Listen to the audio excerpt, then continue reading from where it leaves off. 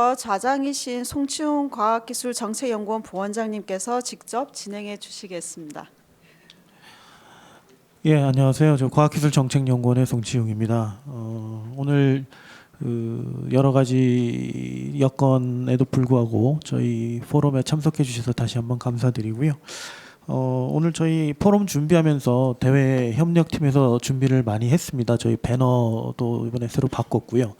색깔을 보시면 아시겠지만 이제 보라색으로 되어 있습니다. 그리고 우연히 제가 오늘 아침에 타일을 고를 때도 보라색으로 골라왔는데 우연의 일치지만 오늘 저희가 이제 미래 전망을 말씀드리는 자리인데요. 사실은 이제 보랏빛 전망을 드렸으면 좋겠지만 사실 상황은 녹록지 않은 것 같습니다. 아마 꿈을 위대하게 원대하게 꾸지만 그 꿈을 어떻게 이룰 것이냐 하는 그 스텝을 만들어 나가는 과정이 아마 이제 정책 연구 과정이라고 저희는 이해할 수 있지 않을까 싶고요. 오늘 그 저희 과학기술정책연구원의 세 분 본부장님들께서 제도, 그러니까 토대죠. 저희가 딛고 있는 땅을 어떻게 잘 다질 것인가, 그리고 미래를 어떻게 꿈꿀 것인가, 어떻게 나아갈 것인가, 그리고 글로벌 차원에서 또 어떤 노력을 해야 될 것인가. 그러니까 아마 땅과 미래와 공간 이렇게 시공을 다루는 이야기를 좀 많이 해주셨습니다.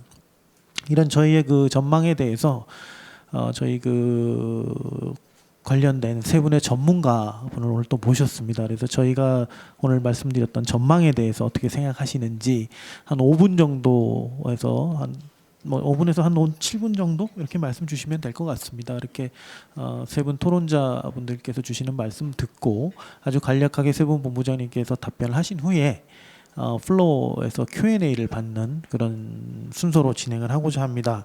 저 일단 그 토론자분들께 말씀을 부탁드리기 전에 저희가 모신 세 분 토론자분들의 아주 간략한 양력을 좀 소개를 해드리겠습니다. 먼저 윤종민 충북대학교 법학전문대학원 교수님을 모셨고요.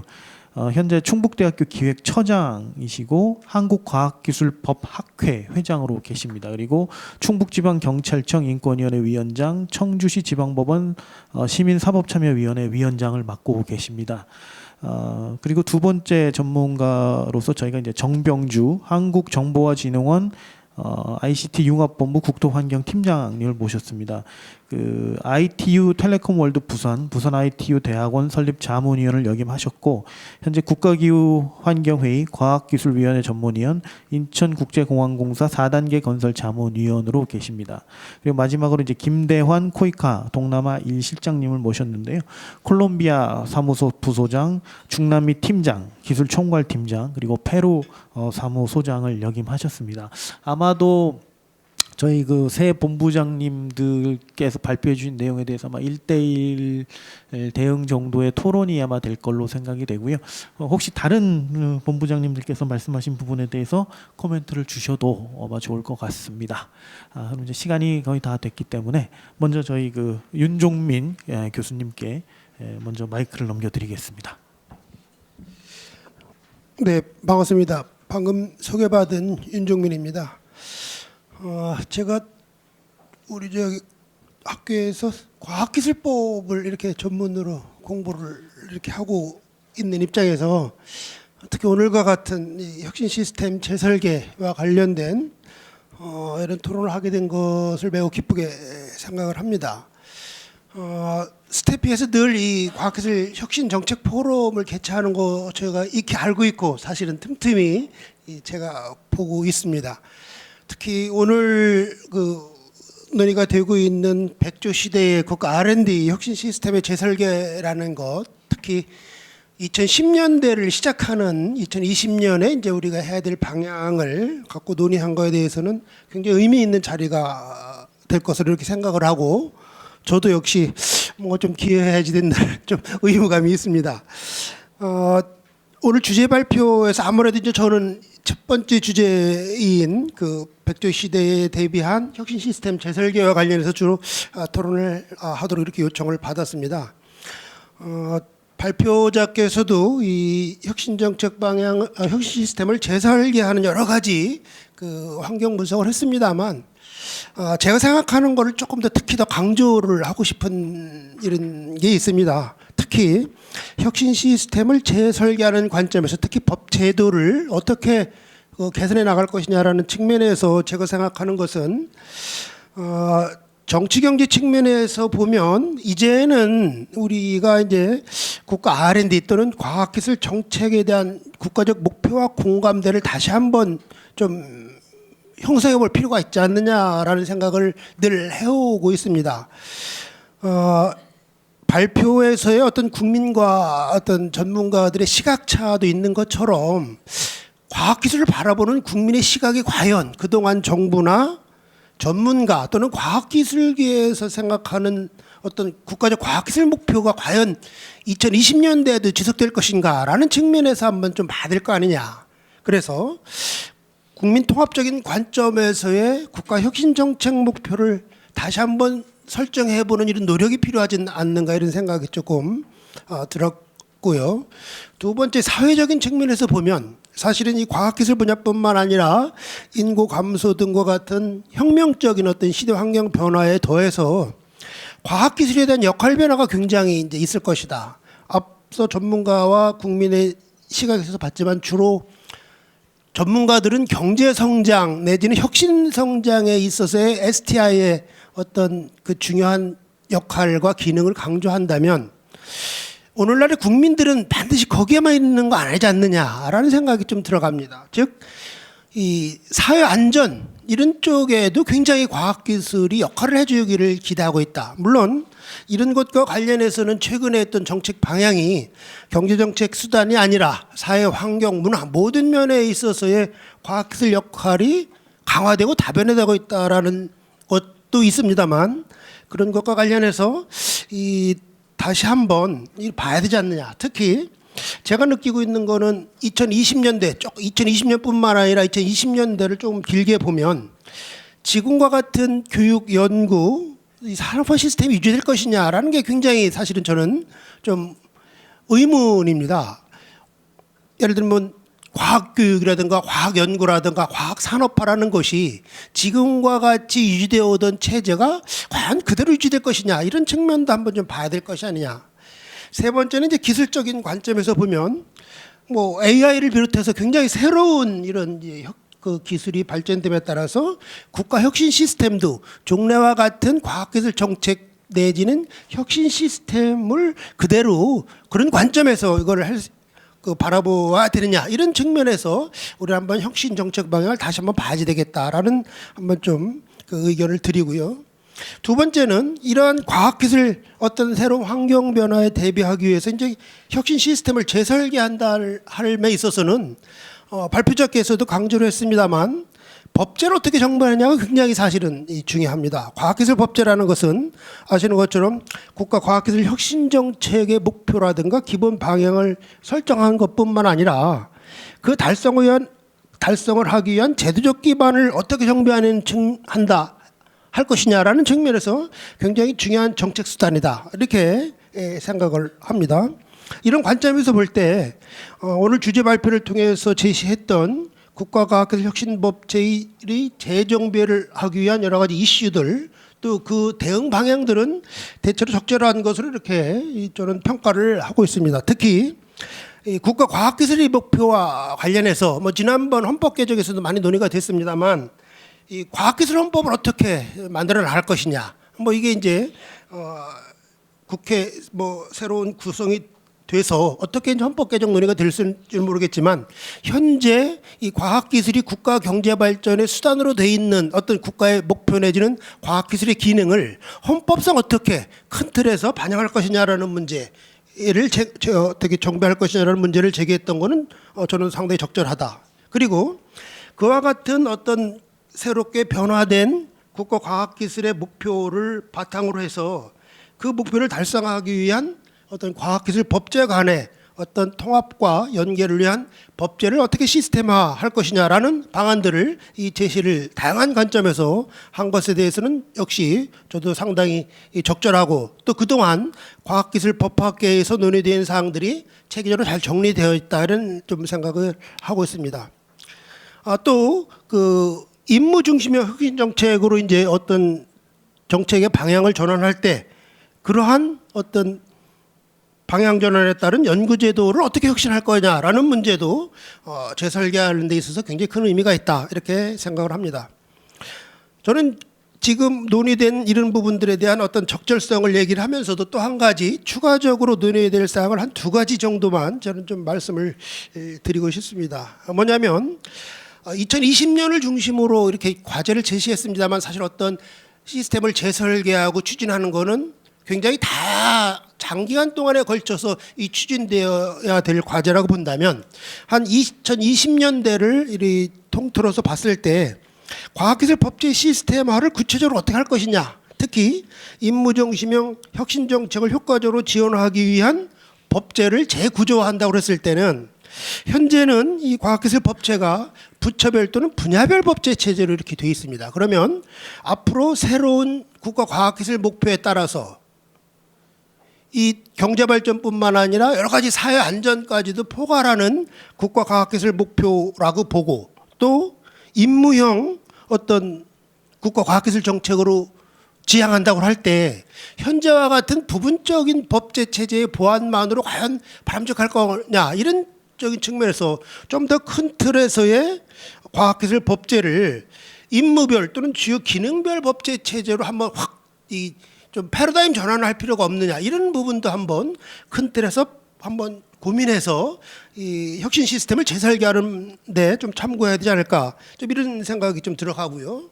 또 하나는 뭐 아까 이제 발표자께서도 거버넌스 부분에 대해서는 조금 제외해서 뭐 이렇게 발표를 한다고 말씀을 하셨습니다만 국가과학기술 혁신 정책을 새롭게 수립하고 추진하는 데 있어서는 그 정책 담당자뿐만 아니라 실질적으로 그 R&D를 직접 실행하고 집행하는 이런 연구자 집단 또는 관련 기관들 이러한 어떤 조직과 기관들을 현재와 같이 그대로 놓은 상태에서 어떤 재설계가 가능할 것이냐 이런 부분에 대해서 다시 한번 조금 추가적인 고민을 해서 이렇게 어떤 시스템을 재설계하거나 또는 그 재설계된 방향에 맞는 법제를 개선한다고 했을 때는 보다 큰 틀을 다시 한번 이렇게 좀 보고 또는 지속적으로 2020년대에 그런 부분들을 조금 고민해 나가면서 시스템을 재설계하고 이 법제를 좀 개선해 나가는 것이 좋지 않겠는가 이런 측면에서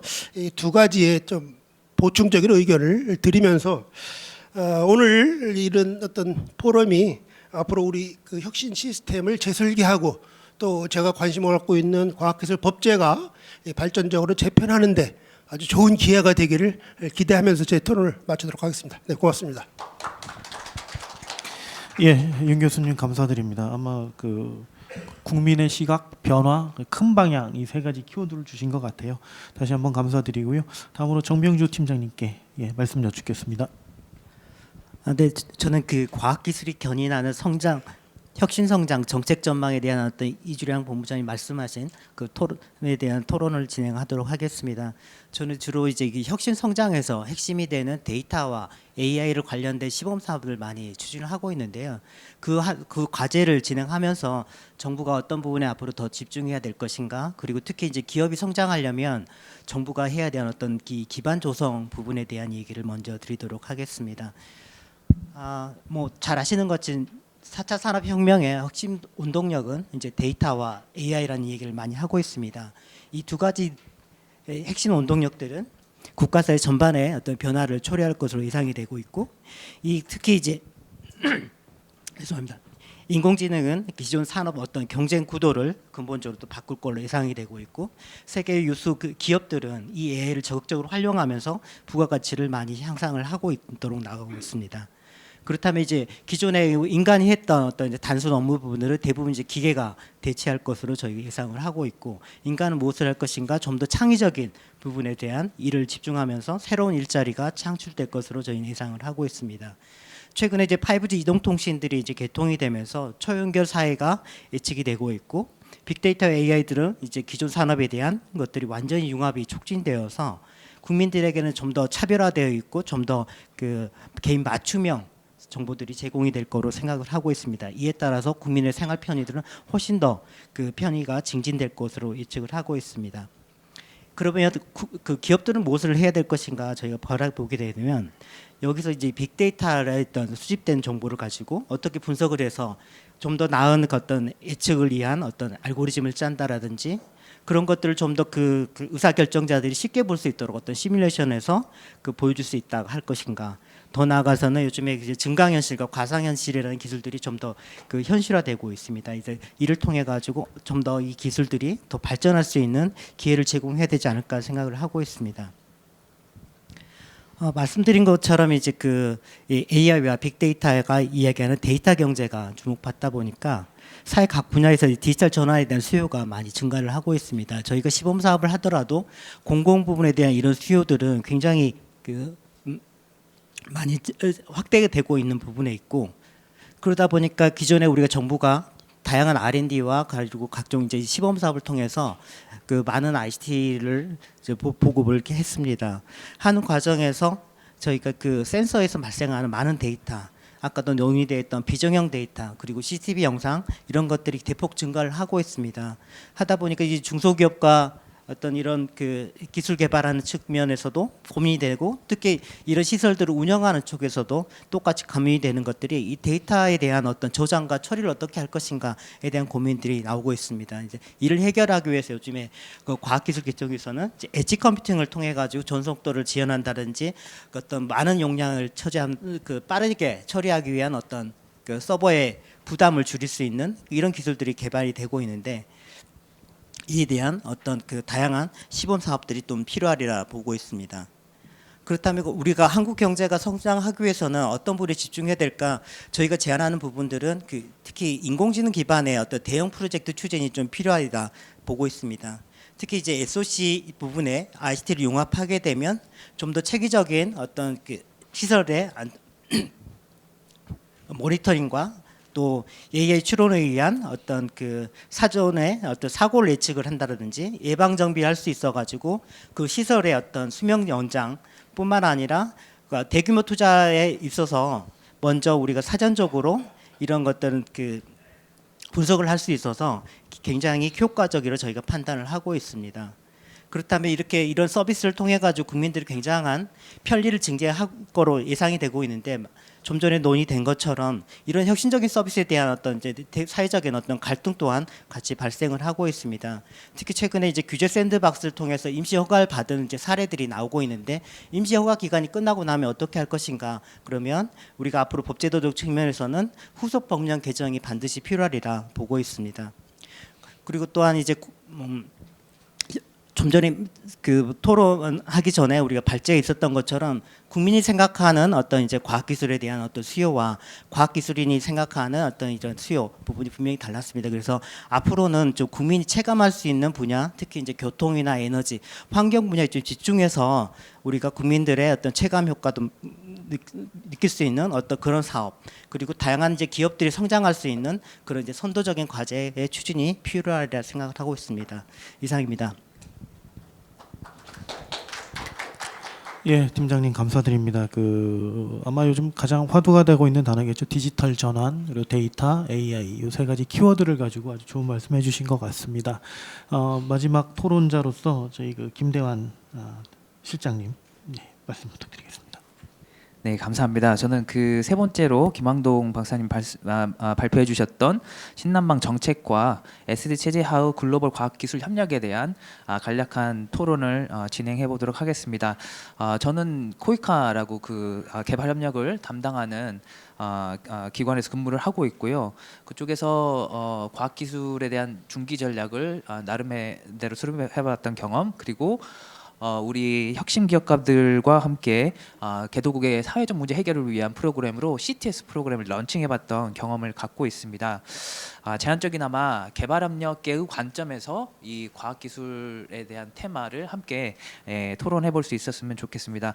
먼저 너무나 감사드리고 싶은 것은 이제 글로벌 과학기술 협력에 여러 가지 중요한 아젠다들이 있는데 개발협력이라는 아젠다, 신남방이라는 아젠다를 같이 잡아주신 게 게 저희로서 너무 고무적이고 또 시의적절하다고 그렇게 바라보고 있습니다. 아세안의 상황에 대해서는 발표에서 너무 자세하게 설명을 해주셨는데 사실 굉장히 시급한 상황입니다. 너무 잘 아시듯이 우리의 이제 그 4강 외교에 대한 의존도도 문제이지만 이렇게 잠재력 있는 아세안에 대해서 먼저 뛰어들어서 영향력을 더 키우려고 하는 미국과 중국, 일본의 움직임이 굉장히 큽니다. 근데 앞으로 미래 시장이 더 이렇게 유망하다고 보이는 아세안에 우리가 좀 더 관심을 가지고 우리의 영향력을 확대해가지 못한다라고 하면 미래의 기회도, 미래의 우리의 지위도 조금 더 부정적으로 될 가능성이 크기 때문에 일단은 굉장히 시급한 주제다라고 공감의 말씀을 또 드리고 싶습니다. 두 번째로는 그 SDG 체제의 전환이 우리에게 가져다주는 시사점 잘 말씀해 주셨듯이 이게 개도국의 문제만이 아니라 소득주의국과 개도국이 모두 글로벌의 관점에서 함께 달성해야 될 목표라는 그 보편성을 가지고 있다는 게 굉장히 큰 특징인데요.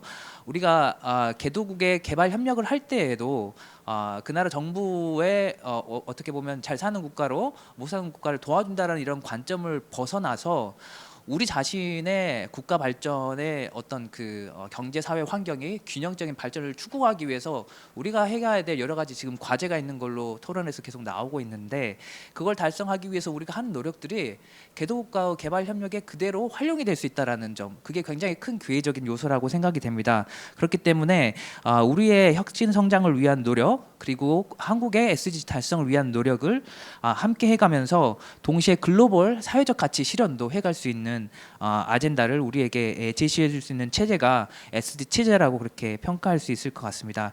신남방 정책에 대해서 조금 더 구체적인 얘기를 드리고 싶습니다.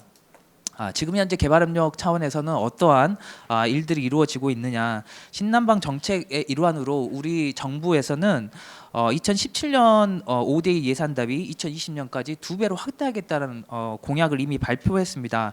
그래서 매년 20% 정도 예산이 증가되고 있는 기조가 지금 현재 진행 중인 상황이고요. 비록 이제 ODA는 아세안 전체 회원국은 아니고 그 중에서 이제 베트남, 인도네시아, 필리핀 그리고 캄보디아, 라오스, 미얀마라는 6개 국가가 ODA 대상국이 됩니다. 그렇기 때문에 아세안을 바라볼 때 우리가 협력을 활용할 수 있는 수단으로서 ODA를 줄 수 있는 국가, 그 줄지 못하는 국가가에 대한 접근이 조금 더 달라질 수 있겠다라는 생각은 하게 되는 것 같습니다. 그렇지만 이 말씀드린 6개 국가에 지금 우리 정부의 ODA 예산이 올해 기준으로 3조 6천억 정도 되고요. 그 중에서 양자가 3조 정도 되는 상황인데 코이카가 8천억 정도 지금 담당을 하고 있습니다. 그런데 코이카 예산의 지금 29% 정도가 지금 이 6개 나라에 집중을 하고 있기 때문에 앞으로 이들 국가의 예산이 매년 20%씩 증가되는 추세를 고려를 한다고 하면 사실상 우리 코이카를 통한 개발 협력 예산의 3분의 1 정도가 신남방 국가에 집중될 것으로 그렇게 바라보고 있습니다. 이러한 그 양적 확대에 맞춰서 당연히 보다 전략적인 접근을 위해서 여러 가지 준비가 있었고요. 코이카하고 외교부 차원에서는 5대 중점 분야를 선정을 했습니다. 그게 뭐냐면 ICT, 고등교육, 농촌개발, 스마트시티 그리고 교통이 포함되어 있습니다. 이들 분야를 보시면 아시겠지만 고등교육이 과학기술 연구개발을 위한 역량을 키워준다라는 관점으로 접근을 하고 있기 때문에 모두가 과학기술의 활용이 굉장히 그 중요하게 여겨지는 분야들로 모두 다 포진되어 있습니다. 이러한 것들이 우리가 이제 신남방 정책을 이행해 가는데 그리고 그들 국가와의 개발 협력을 해 가는데 과학기술이 왜 더 중요하겠는지를 잘 보여준다라고 할 수 있는 것 같습니다. 두 번째로는 2020년이라는 그 시기의 중요성에 대해서 첨언을 드리고 싶습니다. 이미 김항동 박사님께서 말씀을 주셨지만 우리 정부의 중간 시점, 하반기로 접어드는 시점인데 작년 11월에 한국에서 한 아세안 특별 정상회의가 열렸고 베트남이 이제 새로운 그 아세안의 의장국이 되었고 올해 11월에 베트남 하노이에서 아세안 정상회의 그리고 우리 정상께서 참석하시게 될 것 같습니다. 근데 지금까지 역대 최대 규모로 투자된 총 3,500만 불의 예산이 투자된 브이키스트라는 그 랜드마크 프로젝트가 11월이면 준공이 될 것으로 보고 있습니다. 즉 그 계기를 활용해서 우리 정상 외교가 가능할 것 같고요. 그 모멘텀을 활용해서 우리의 과학기술 개발 협력의 신남방 대상 국가들에 대한 중간 성과라는 것을 좀 점검해 보면서 또 새로운 비전은 무엇일까를 제시할 수 있는 계기가 될 수 있을 걸로 그렇게 바라보고 있습니다. 이러한 기회들이 잘 활용될 수 있기를 기대해 봅니다. 근데 한 가지 추가로 더 말씀드리고 싶은 것은 앞서 말씀드린 환경 변화적인 측면에서는 기회적인 부분 굉장히 많을 수 있겠다라고 이렇게 바라보는데 이걸 국내의 우리 현실의 관점으로 보면은 여전히 우리가 그 개발 협력 그리고 개도국의 문제에 대한 이해 그들이 어떤 과학기술에 대한 수요를 갖고 있는지에 대한 부분에 있어서는 아직도 연구해 가야 되고 조사해 가야 될 것이 굉장히 많다라는 점입니다.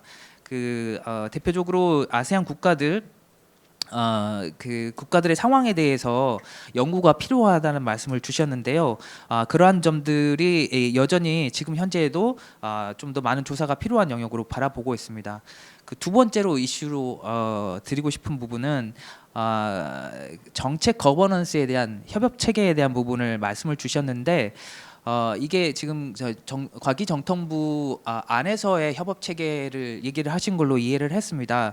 그렇지만은 지금 과기정통부의 개발협력, 국제협력 그리고 외교부 산하의 코이카와 같은 이제 개발협력을 전담하는 기관의 예산들이 굉장히 큽니다. 그래서 지금 우리가 이제 과학기술 개발협력을 얘기를 할 때, 협업을 얘기를 할 때 우리 정부 차원에서는 이제 부처 간의 협업 체계 마련이 굉장히 시급한데 그런 게 현실적으로 잘 마련되거나 작동되어 있지는 않는 상황이어서 이러한 것들이 좀 더 큰 시각으로 같이 연구가 되고 또 좋은 정책적인 제안들이 있으면 어떨까 하는 생각을 해봤습니다. 마지막으로 소개되었던 그 정책 제안들 중에서 한국의 스타트업과 중소기업을 활용한 신기술의 적용에 대한 부분들이 얘기가 되었었는데요. 코이카의 CTS 프로그램을 통해서 대표적으로 이제 선발되었던 팀들 잠깐 소개를 드리면 휴대용 초음파기 그리고 휴대용 말라리아 진단기 검안기, 휴대용 정수기 그리고 태블릿 교육에 대한 것들이 있습니다. 이 모든 것들이 사실은 한국에서 이제 선진국 시장을 진출하거나 한국 시장에서 활용하기 위해서 개발되었던 것들이 개발도상국에서도 잘 유용하게 활용될 수 있다는 기회를 발견했던 부분이 있거든요. 그래서 앞서 말씀드렸던 것처럼 우리가 이제 과학기술 협력과 개발 협력이라는 걸 이원화시킬 필요는 없겠다. 충분히 우리의 혁산 성장을 위한 노력들이 개도국의 과학기술 협력 에도 잘 활용될 수 있겠다는 점 강조드리고 싶습니다. 감사합니다. 예, 실장님 말씀 감사드립니다. 아마 아세안의 중요성 다시 한번 강조를 해주셨고 SDG는 이제 전 세계 모든 국가들의 문제라는 점을 지적해주신 것 같고요. 부처 간 협업 체계에서도 좋은 말씀해 주셨는데 마지막에 아마 적정 기술의 디지털 전환에 대해서도 말씀을 해주신 것 같습니다. 아마 굉장히 중요한 이슈 중에 하나가 될 수 있지 않을까 그렇게 생각을 합니다. 다시 한번 윤종민 교수님, 정병주 팀장님 그리고 김대한 실장님 토론 감사드리고요. 본부장님 세 분께서 간단하게 토론해 주신 부분에 대해서 한 2분 정도씩 간단하게 말씀 한번 주시면 좋을 것 같습니다. 예, 추가 의견 주신 것 중에 이제 법제를 부처별 분야별 법제 체계를 임무별 주요 기능별 법제 체제로 전환하는 거에 대해서 좀 말씀을 주셨는데요. 우리나라는 법이 한번 개정이 되거나 제정되면 고치기가 엄청나게 힘든 국가입니다. 왜냐하면 이게 각 소관부처별로 자기 소관 법령을 갖고 있으면 그 법령을 소관하는 부처가 반대하는 경우에는 법령을 개정하거나 제정하기가 상당히 어렵습니다. 그래서 지금 현재까지 체제는 앞서 윤정민 교수님께서 말씀해 주신 것처럼 부처별 분야별 법제로 되어 있는데 사실 이것 때문에 각 법률들이 사실은 중복적으로 법안이 제출되고 법률이 성안되는 경우가 상당히 많거든요.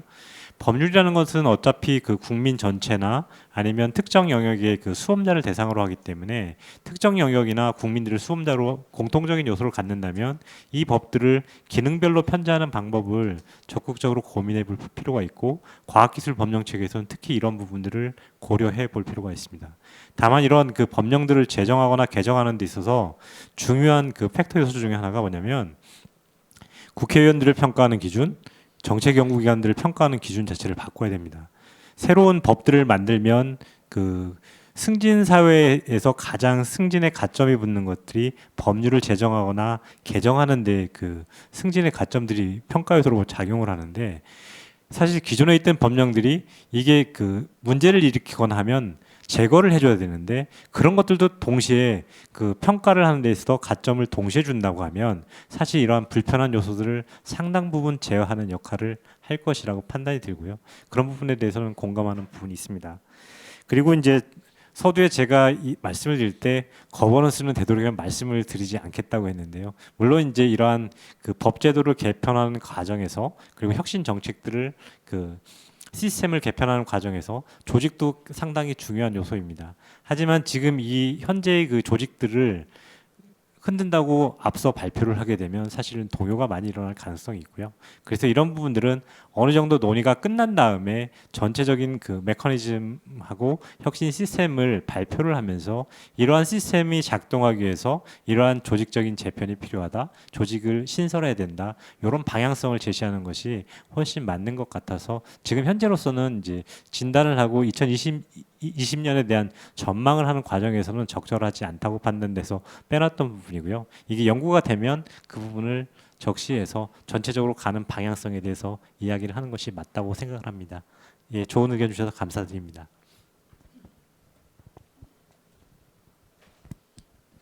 예, 정병주 팀장님 코멘트 해주신 거에 다 동의하고요. 특히 이제 언급해주신 것 중에 인공지능 기반 대형 프로젝트를 했으면 좋겠다. 특히 SOC 분야에서 해서 파급 효과도 기대하고 또 좋은 모델을 만들었으면 좋겠다라는 부분에 대해서 저도 같은 생각이고요. 그런데 이제 그 조금 다른 좀 한 두 가지 정도 얘기를 더 드리면 혁신 성장을 위한 정부의 모든 투자 재원은 사실 두 가지 질문에 응답하고 있어야 된다고 생각합니다. 첫째는 그래서 기업을 어떻게 도와줄 것이냐, 기업이 어떻게 지원해 줄 것이냐에 대해서 응답이 돼야 되는데 이제 대부분의 많은 국가 시범 사업들이 본 사업으로 연결될 때 그 기업의 입장이나 이런 것들이 충분히 전달되지 못하고 있다. 이제 아쉬움들이 있어서 그 부분에 대해서 조금 더 이전과는 다른 정교한 설계와 시도 또 이런 것들이 준비가 필요할 거라고 보고요. 두 번째는 그래서 국민이 어떻게 좋아질 것이냐, 이 두 가지가 반드시 응답이 되어야 된다고 봅니다. 특히 이제 우리나라 R&D도 아까 말씀드렸던 것처럼 100조 시대가 됐는데 정부에서 투자하는 25조와 기업이 투자하는 75조가 잘 조응할 때 완전한 효과가 나오는데 아직까지 25조와 75조가 다르게 쓰이는 또 조금 다른 결이 다른 이런 것들이 있어서 그 부분의 틈새를 어떻게 메꿔서 기업을 지원하고 국민을 만족시킬 것인가라는 그 두 가지 숙제에 대해서 끊임없이 자문하고 응답해야 된다고 생각합니다. 예. 고맙습니다. 예, 그 김대원 실장님께서 저희 글로벌에 관련돼서 코멘트를 해주셨는데요. 정말로 가장 핵심적인 부분들 몇 가지를 뽑아주신 것 같아요. 저도 이 부분에 대해서 전적으로 감사드리고요.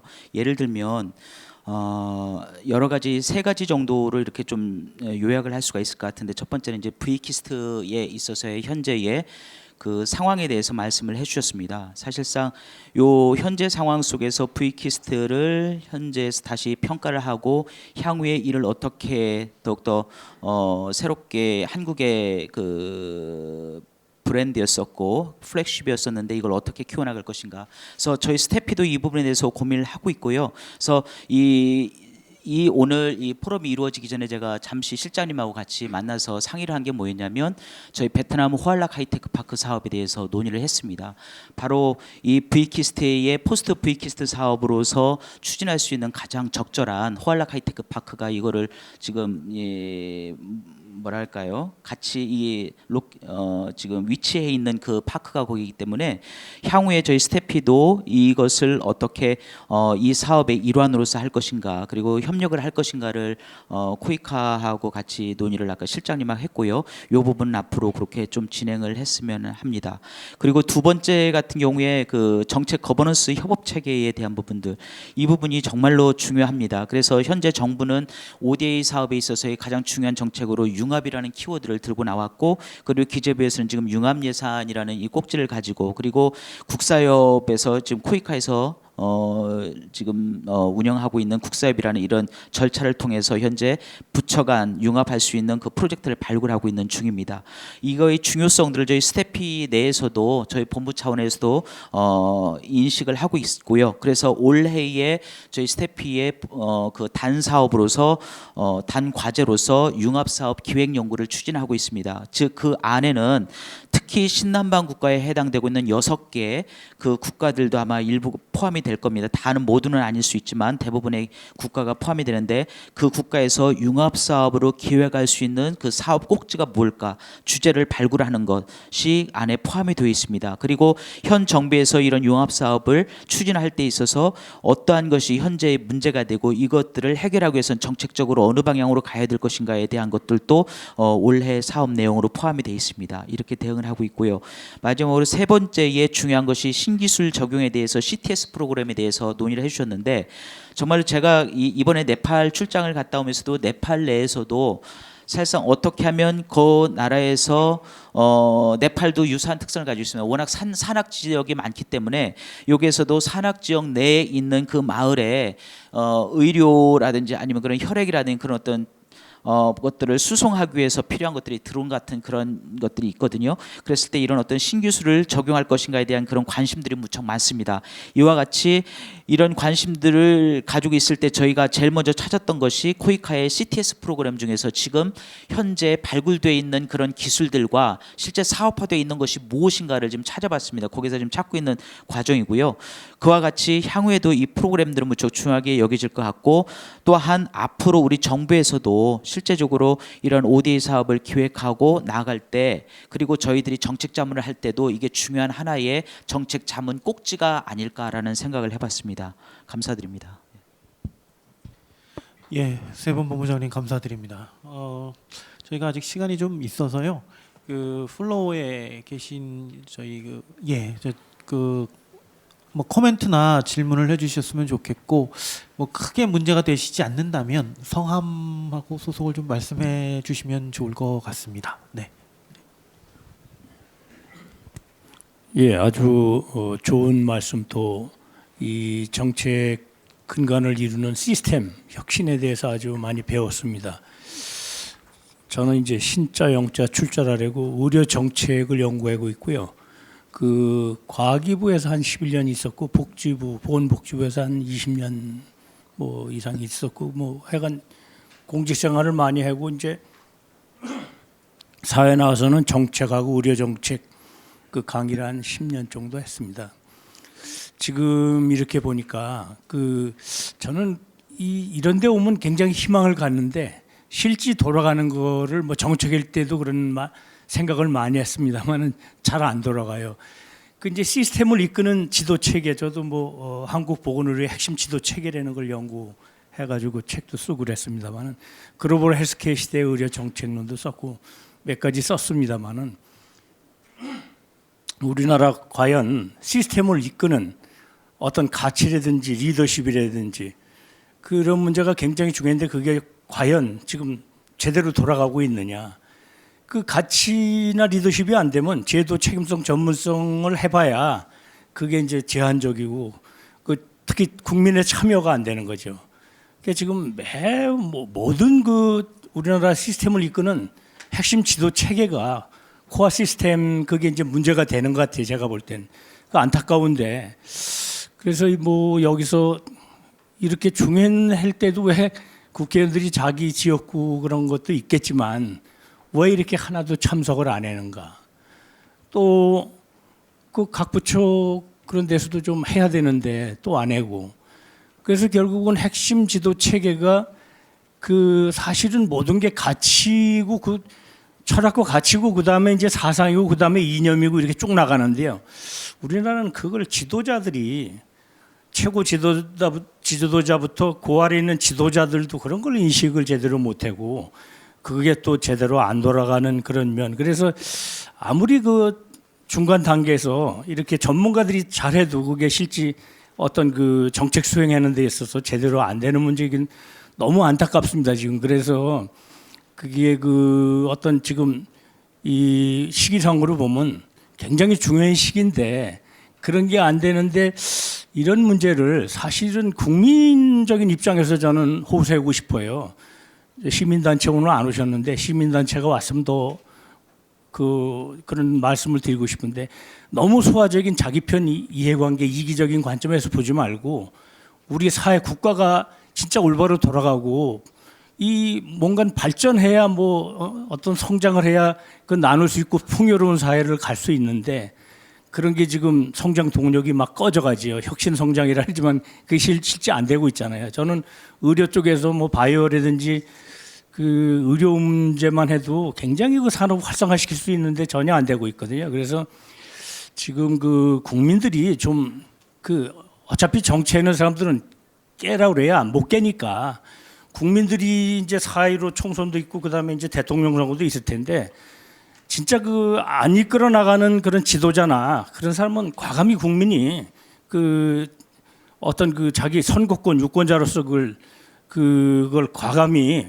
퍼니시먼트 하고 새로운 체제를 근간을 만드는 국민적 결단이 필요하지 않는가. 여기 우리도 다 뭐 어떤 이념이나 당에 관계없이 그걸 과감히 이제 생각하고 실현할 때다 전 그런 말씀을 드리면서 그 지금 그런 면에서는 그 거버넌스가 이제 중요한데 각 부처 간에도 그게 이제 사일로에 갇혀 있고 그랬는데 그 먼저 발표하신 그런 시스템의 거버넌스 그런 걸 그 하여간 사일로 때문에 또 안 되거든요. 뭐 저도 공직을 많이 했지만 그런 면에서 총리실이나 맨 위에가 좀 혁신적으로 끌고 나가야 되는데 정치적인 이해관계 다 표로 계산해죠. 그러니까 국민은 역으로 그런 집단은 그 깨는 걸로 이렇게 해야 되는데 그러면서 거버넌스 그 각 부처 체계를 어떻게 하면 할 수 있는지 한번 말씀을 그 여쭙고 싶습니다. 감사합니다. 예, 좋은 코멘트 그리고 질문 감사드리고요. 아마 우리 양승호 본부장님께서 간단히 좀 말씀 주셔야 될 것 같네요. 그 어떤 시스템을 설계하는 데 있어서 가장 중요한 게 이제 가치 체제인데요. 실질적으로 이게 그 우리나라는 그 일단 사업을 하려고 하면 법을 만들어서 법에 그 근거 조항을 넣게 됩니다. 그래야지 기본적으로 예산 받는데 수월하고 일단 감사를 공무원들이 면피를 할 수 있습니다. 그러면 사실은 이러한 그 정책 결정을 하는 거에 대해서 책임을 어느 정도는 감면해줘야 되는 제도들이 필요하거든요. 그 예전에 그 사모펀드가 들어와서 난리가 난 적이 있었죠. 그때 그 지금 현재 기재부 관료들 국장들이 줄줄이 구속되고 했는데요. 그러면서 이제 기재부 문화가 확 변했거든요. 그 국가를 위해서 열심히 해봐야 돌아오는 거는 구속이나 사회적 불명예밖에 없다. 그런 부분인데 사실 이렇게 해서 그 어떠한 그 가치 체제를 구현을 하게 되면 감사제도에서 면책을 해주는 제도가 꼭 필요하거든요. 그래서 그 제도 시스템 설계를 하는 데 있어서 가장 먼저 와서 의견을 들어야 되는 거는 감사원이라고 저는 기본적으로 생각합니다. 감사원은 와가지고 그런 건수 잡으려고 노력하지 말고 적극적으로 행정행위를 하는 경우에는 감면을 해주는 그런 부분이고요. 정치적인 부분에 있어서는 사실은 과학기술은 커다란 이슈는 그렇게 많지는 않습니다. 법률을 만들 때도 커다란 이슈는 많지는 않은데 사실 다른 이슈들하고 결합을 하면서 그런 부분들이 문제가 되고 있는 부분이라서 그런 부분들을 뭐 이 체제가 변하지 않는 한은 좀 어려울 것 같고요. 제가 갖고 있는 기본적인 생각은 뭐냐면 저희가 갖고 있는 87년 헌법 체계는 기본적으로 이제 결정주의 헌법관이라는 헌법관에서 탄생된 헌법이 유지되어 오는 것이거든요. 근데 이제 그런 부분들이 이제 외국에서는 이제 사회적 통합 이론이나 이런 거에 따라서 그 각 구성원들이 어떠한 그 쟁점에 대해서 컨센서스를 형성하고 이렇게 서로 그 이해 가치를 이제 공유하면서 생겨나는 그런 가치 체계를 정립하는 구조의 그 헌법관들이 이제 기본적으로 그 헌법을 지배하는 정신인데요.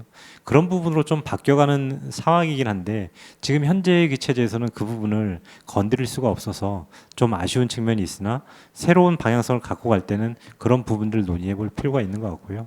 두 번째로 이제 그런 부분들이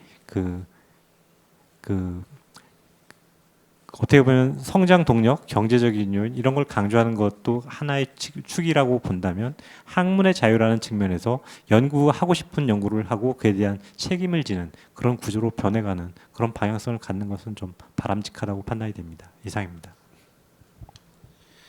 예, 감사합니다. 아마 그 중요한 여러 가지 그러니까 정책이나 논의가 실제로 실행되지 못하는 이유가 무엇인가 이런 거에 대해서도 아마 말씀 주신 것 같고요. 그런 부분들을 해결해 나가기 위한 공감대 확산에 대해서도 말씀 주신 것 같은데 뭐 이게 좀 그 일종의 자승자박이 될 수도 있지만 저희 이런 중요한 의제들은 앞으로 좀 국회에서 포럼을 하는 것도 좀 고려를 해보도록 하겠습니다. 그리고 시간이 조금 남았는데 마지막으로 저희가 한 분만 더 말씀을 듣고 예. 예, 말씀 잘 들었습니다. 저는 오늘 그 코이카에서 나오신 이제 실무적인 그 코이카 분하고 그 신남방 정책 관련해서 발표하신 이제 그 스태피 관계자분께 여쭤보겠는데요. 저는 그 가축 질병 그 예방 의학자입니다. 홍경선이라고 하고요. 그래서 제가 좀 한참 그 동안에 뭐 전임 그 스태피라든가 뭐 키스텝 분들하고도 많이 이제 의견도 교류해봤지만 정책만 가지고 되는 것 같지 않고 제가 관심 갖고 있는 거는 지금 이제 아프리카 돼지열병 잘 아실 겁니다. 뭐 코로나 바이러스도 마찬가지고 저희가 봤을 때는 바이러스 질환이라는 것이 인수 공통 전염병이라는 차원에서 일본은 접근하고 있는데 대한민국은 뭐 이제 구지역 같은 경우는 가축에는 전염이 안 된다 해가지고 사람한테 전염이 안 된다 해가지고 농림부 특정 이제 중앙 정부 기관만 이제 그걸 다루고 있고. 근데 해외 같은 경우 그렇지 않거든요. 뭐 우리로 지금 보건복지부, 농림부, 뭐 환경부 이렇게 다 붙여간에 서로 뭔가 이렇게 TF 같은 구성을 해가지고 그 미리 이렇게 좀 거시적으로 보는 맛이 있거든요. 근데 제가 여쭙고 싶은 건 뭐냐면 우리나라가 지금 갖고 있는 과학기술 이제 분야별로 다 다르겠습니다만 이런 이제 질병 예방 관련 쪽에 대해서도 우리나라가 이제 선진국가 대비해서 우리가 더 우수한 것도 있지만 좀 부족한 면도 있지 않겠습니까? 그럼 제가 하나만 딱 말씀드리고 싶으면 안타까운 게 작년 2019년도에 들어서 가지고 이제 이 아프리카 돼지열병만 말씀드리면 이제 그 동남아시아를 완전히 휩쓸었어요. 필리핀이라든가 인도네시아는 그 돼지열병 발병국이 아니었거든요. 베트남도 이제 들어있었죠. 베트남, 필리핀, 인도 차이나는 다 아주 전멸됐습니다. 버마까지. 지금 이제 호주, 뉴질랜드만 남았는데 구지역도 이제 그 필리핀, 호주, 뉴질랜드만 남았거든요. 그러면 이거에 대해서 우리가 신남방 아까 어느 분이 윈윈 정책이라 하셨잖아요. 우리가 이제 적정 기술 지금 그런 시스템만이 아니라 저는 진작부터 생각했던 게 2000년이니까 지금부터 20년 전에 구지역이 한국에서 발병했을 때부터 저는 그때부터 고민하고 있는 사람인데 20년간 우리나라가 달라진 게 상당히 없다. 너무 우리 국내만 보고 있다. 근데 이게 가축 전염병이 국내에서 토착형으로 발생한 것이냐? 그것만 아니거든요. 주변 국가에서 전파될 가능성이 높거든요. 특히 중국 등과. 그러면 우리가 좀 건의하고 싶은 건 뭐냐면 신남방 정책의 일환으로서 제가 부원장님 보고 자꾸 말씀드리는데 이 코이카가 좀 자이카 있지 않습니까? 일본. 걔네들의 상당히 그쪽하고 얘기해 보면 상당히 말이 트여요. 저도 이제 일본에서 석박사 공부했습니다만 그 사람들은 상당히 그런 거시적인 보는 맛이 있어요. 그러면 우리가 봤을 때 이 동북아시아 아니면 또 여기 동아시아 쪽에 가축 전염병, 신종 가축 전염병 같은 거에 대응 관련해서 우리나라한테도 도움이 되지 않습니까? 주변국의 그 가축 전염병 예방 시스템이 구축이 되면 그러면 우리나라 대한민국을 위해서라도 더 이제 나중에 우리가 좀 정치적으로 좀 이제 남북 간에 좀 해결이 되면 당장 북한 자강도의 아프리카 돼지열병에 대해서 우리 속수무책 아닙니까 지금? 그럼 이런 거에 대해서 정치는 정치고 우리 과학계에서는 남북 간의 정치 간에 뭔가 이렇게 이게 소가 좀 이렇게 풀릴 때 대비해서 준비는 하고 있어야 되지 않는가? 다시 말해서 그 남북 관계뿐만이 아니라 신남방 관련돼서 있지 않습니까? 필리핀이라든가 인도네시아라든가 베트남이라든가 있잖아요. 그런 가축 전염병 관련 공동 대응 정책에 대해서 서로에 도움되는 그런 것을 코이카를 중심으로 스태피 함께 좀 노력해 주면 고맙겠습니다. 이상입니다. 예, 감사합니다. 어떻게 보면 이제 제안을 해주셨다라고 이해가 되고요. 우리 김대환 실장님 혹시 해주실 말씀이 있으신지? 사실 그 좋은 제안 해주신 것 같다는 말씀 드리고 싶고요. 저희가 사실 과학기술을 이제 중점적으로 다루는 기관은 아니다 보니까 과학기술 분야에 대한 새로운 이슈에 대한 거를 잘 발굴해내고 거기에 대한 대비책을 이렇게 빠르게 대응하는 조직은 또 아닌 것 같습니다. 다만 그러한 요구들이 언급하셨던 국가들로부터 공감대를 얻고 그걸 국가들이 우리 정부와 이런 그 새로운 개발협력 사업에 대한 협상을 할 때의 아젠다로 올라올 수 있게 된다라고만 하면 저희는 이제 그런 부분에 대해서 조금 더 관심을 가지고 우선순위를 가지고 앞으로 사업을 더 해갈 수 있지 않을까 싶습니다. 그런 답변 일반적으로 드립니다. 예, 감사합니다. 혹시 김 본부장님? 예, 제가 그 질문하신 부분에 대해서 조금 혹시 참고가 될지 모르겠는데요. 제가 작년에 오늘 발표에도 말씀드렸지만 현재 정부가 신남방 정책을 추진하기 위해서 한 아프리카 과기 협력센터를 작년 11월에 런칭을 했습니다. 인도네시아에다 만들었고요. 거기에서 하는 주된 사업의 내용 중에 무엇이 있냐면 한국과 아세안 국가들 간에 있어서 이 공동 연구를 어느 부분을 해야 될 것인가, 그리고 그 허브를 통해서 센터를 통해서 향후에 우리나라에서는 지금 EU의 FP 프로그램이 있듯이 프레임워크 프로그램이 있듯이 그 아세안 지역에도 그런 프레임워크 프로그램과 같은 것들을 만들어서 그 플랫폼을 가지고 그 안에서 공동 연구할 수 있는 그런 어떤 주제를 발굴하는 것들이 있습니다. 그 안에서 지금 현재 언급이 됐었던 부분들이 하나의 이런 어떤 그 뭐랄까요, 전염병에 관련된 가축에 대한 어떤 질병에 관련된 부분들이 있습니다. 특히 뭐 인수 전염병 같은 것들도 있을 수가 있는데요. 특히 이 부분들에 대한 것들이 강조가 많이 된 이유가 그 대부분의 아시다시피 이런 어떤 가축의 질병이나 이런 전염병 같은 경우들은 우리나라에서의 이 관련돼 있는 연구소에서 연구를 하고 싶어도 실제 이것이 발발이 됐었던 어떤 그 현지 국가에서 어떤 숙주라든지 그것을 들여오는 거나 그런 데서는 한계가 있다고 전문가들은 말을 합니다. 그래서 현실적으로 이런 것들이 가능하기 위해서는 공동 연구가 아니면은, 그리고 우리나라의 전문가가 현지에 가지 않는 이상은 연구가 어렵다라고 얘기를 들었습니다. 그런 의미에서 이 한국과 아세안 국가들 간의 윈윈이 될 수 있는 어떤 그런 연구 주제라는 얘기가 있었고요. 그리고 향후에 이것이 실제적으로 그 한 아세안의 연구 주제로 또한 채택이 돼서 될 것이냐는 또 다른 문제지만 이런 논의가 있었다라는 것을 좀 설명을 드리겠습니다. 그리고 우리 이제 부탁을 하셨던 것은 우리 스태피가 이런 부분에 대해서 좀 준비를 하고 노력을 하면 좋지 않겠느냐라고 말씀을 해주셨는데요. 아시다시피 이제 저희 스태피 같은 경우는 이제 정책 연구기관이고, 그리고 5대 사업에 관련돼서 정책 자문을 하는 그런 기능을 가지고 있기 때문에 저희는 그런 어떤 정책 자문이나 그리고 이런 어떤 마스터 플랜을 수립하거나 할 때 있어서 이런 중요성들을 더 언급하고 하는데 좀 기여할 수 있지 않을까 생각이 됩니다. 이상입니다. 예, 감사합니다. 여러 가지 말씀 감사드리고요. 요 관련해서 사실 작년이죠, 2019년도에 저희 글로벌 혁신전략연구본부에서 기본 과제 및 수탁 과제를 수행하는 과정에서 저희가 과기정통부에 제안했던 게 하나 있습니다. 이제 글로벌 그 전염성 질병 연구센터라는 걸 하나 만들자. 그래서 국내외에 연계돼서 발생할 수 있는 그 글로벌 전염성 질병에 대해서 선제적으로 좀 연구를 하자라는 제안을 했었고요. 뭐 그 부분에 대해서는 이제 과기정통부에서도 고민을 했었고 하고 있는 것으로 저희가 알고 있습니다. 아마 요 아이디어는 저희가 좀 더 디벨롭을 시켜서 아마 뭐 일단은 뭐 저희 여러 가지 그 이슈 페이퍼라든지 인사이트 이런 걸 통해서 확산을 하고 뭐 가능하면 좀 더 큰 논의의 장을 만들어 보도록 그 노력을 해보겠습니다. 이건 제가 좀 약속을 드려야 될 것 같고요. 아마 해주실 말씀들이 많이 계실 것 같아요. 아마 가슴속에 갖고 계실 텐데 저희가 이제 시간이 제한이 되어 있기 때문에 좋은 말씀 해주실 부분들은 또 차후에 개인적으로 또 다른 논의의 장을 통해서 듣도록 하고 오늘 저희 그 과학기술정책 포럼 모든 발표와 토론은 이것으로 마치도록 하겠습니다. 다시 한번 오늘 와주셔서 감사드립니다. 감사합니다. 예, 감사드립니다. 토론 진행에 애써주신 송치웅 부원장님 그리고 발표자 토론자 여러분 감사드리고요.